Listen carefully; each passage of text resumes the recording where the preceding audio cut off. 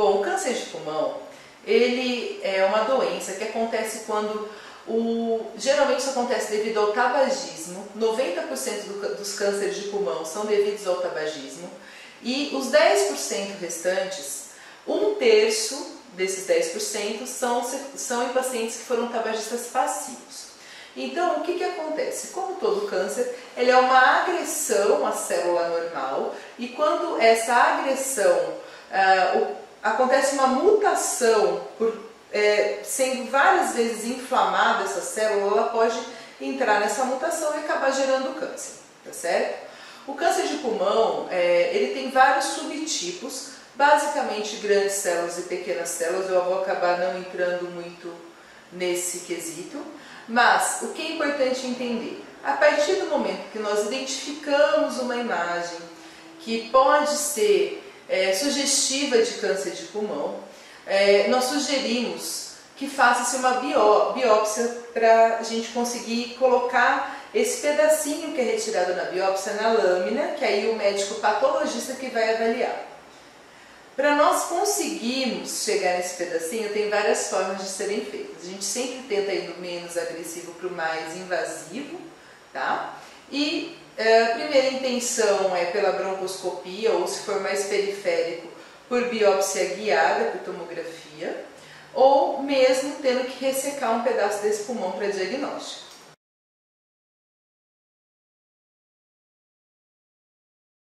Nas causas do câncer de pulmão, 90% é devido ao tabagismo ativo.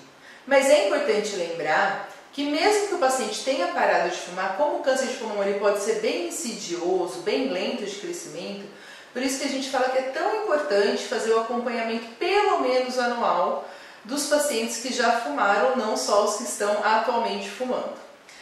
Então 90% é devido ao tabagismo. Dos 10% que restaram, 1/3 é devido ao tabagismo passivo, ou seja, quem convive com o fumante. E outras causas também nós temos que levar em consideração, como outras exposições, por exemplo, o amianto, que também é uma causa importante, por exemplo, de um outro subtipo que é, por exemplo, o mesotelioma.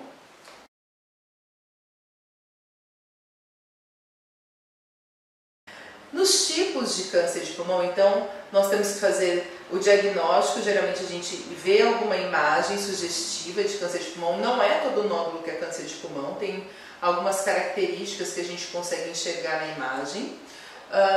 E além disso, o tanto de tempo fumando é importante também, tá certo? Óbvio que tem gente que pode acontecer de fumar pouco e ter o câncer de pulmão, ou quem fumou muito tempo e não ter câncer de pulmão. Na medicina e no amor, nem nunca, nem sempre, mas isso são estudos que a gente tem e desses números, tudo que a gente traz aqui é de estudos científicos.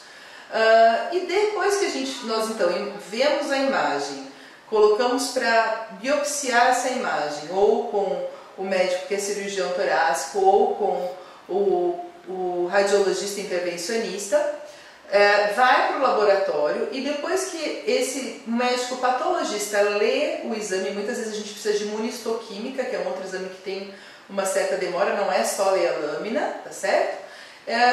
Nós vemos qual tipo histológico, qual tipo desse câncer é. Alguns tipos, basicamente a gente divide em grandes células e pequenas células, tá? E o da Ana Maria Braga está nos grandes células, que é o adenocarcinoma, que é algo que o pessoal está vendo com muito medo ultimamente, né?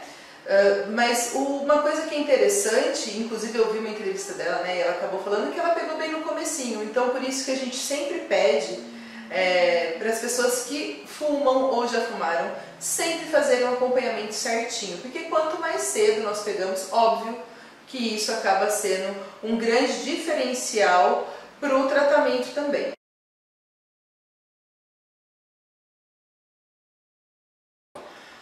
O tratamento depende muito de onde está esse câncer, do tamanho do câncer, se tem metástase ou não, se tem linfonodo ou não, são vários detalhes que nós associamos para o estadio dessa parte oncológica, dessa parte do câncer, tá?